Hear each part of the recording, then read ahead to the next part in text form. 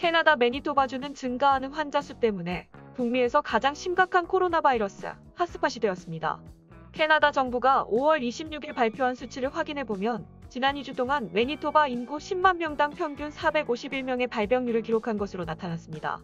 다른 캐나다 지역을 살펴보면 알버타주는 인구 10만 명당 267명이 발생했으며 온타리오주는 인구 10만 명당 평균 181명이 발생한 것으로 나타났습니다.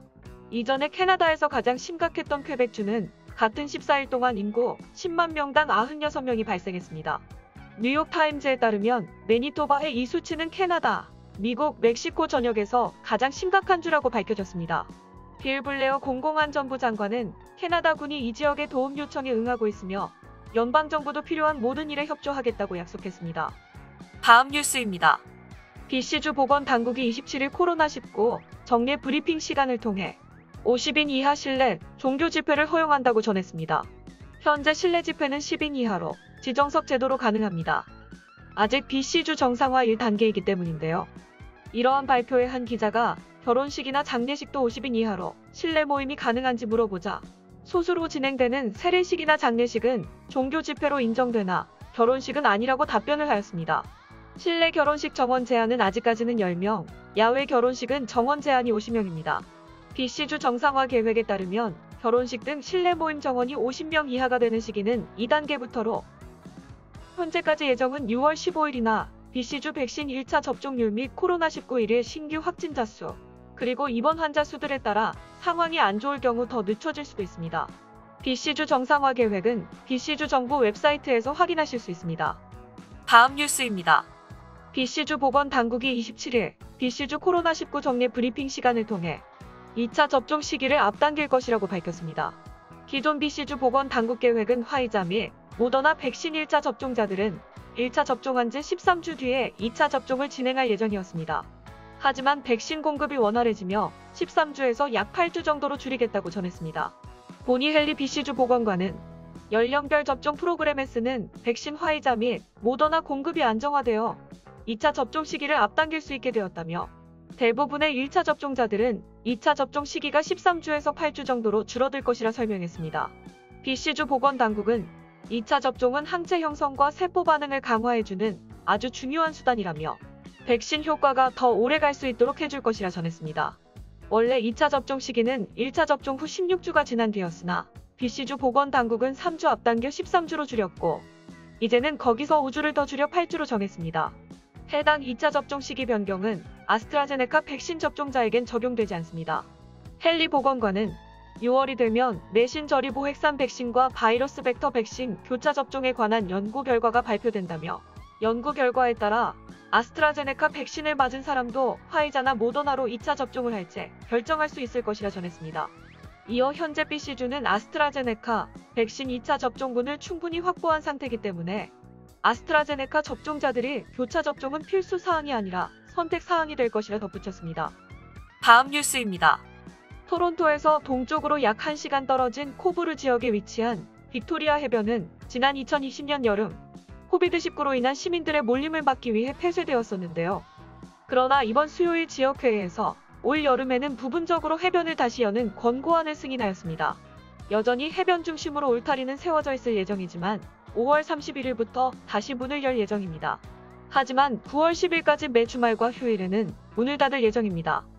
시의회에서는 해변을 개장하기 전 오직 지역 주민들만 이용 가능하도록 제한하는 것을 포함하여 몇 가지 다른 사항들을 고려하였습니다. 하지만 일부 시민들은 이 지역 주민이라는 것을 증명할 적절한 방법을 모든 시민들이 가지고 있지 않을 것이라고 판단하였습니다. 올해는 구조요원이 배치되지 않을 예정이므로 수영객들은 특히 주의할 것을 경고했습니다. 다음 뉴스입니다. 온타리오주는 오늘 1차 백신과 2차 백신 사이에 최소 간격을 4주로 줄이며 2차 코비드19 백신 투여를 가속화하겠다는 계획을 밝혔습니다. 이러한 가속화된 2차 접종 계획은 여름 말까지 대다수의 온타리오 주민들이 백신 접종을 완료하는 것을 목표로 하고 있습니다. 이에 대해 온타리오주는 현재 온타리오주 성인의 65%가 1차 백신 접종을 완료하며 백신 공급이 안정적으로 지속되고 있기에 이러한 조치를 취할 수 있다고 전했습니다. 새롭게 적용되는 2차 접종 계획으로 다음 주부터 화이자 혹은 모더나 1차 백신을 맞은 80세 이상의 주민들은 2차 접종 예약이 가능해지며 이어 6월 14일부터는 70세부터 79세의 연령대가 예약이 가능합니다. 이후 그 외의 주민들은 1차 백신 접종을 맞은 날짜를 기준으로 6월 28일부터 2차 접종이 가능할 것으로 보입니다. 예약 대상이 되는 첫 번째 그룹은 3월 8일부터 4월 18일 사이에 1차 접종을 받은 사람들입니다.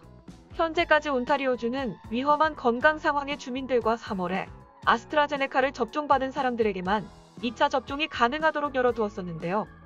2차 아스트라제네카 접종은 현재 3월 10일부터 3월 19일 사이에 1차 접종을 받은 주민들에게 제공되고 있습니다. 아스트라제네카의 경우 5월 말부터 12주 간격으로 2차 접종이 계속됩니다. 현재 2차 접종 계획은 지금 시점으로 확인된 백신 공급량을 기반으로 하고 있으며 향후 공급 상황에 따라 조정될 수 있습니다. 현재 계획으로는 모더나의 6월 선적분은 고려하지 않고 있습니다.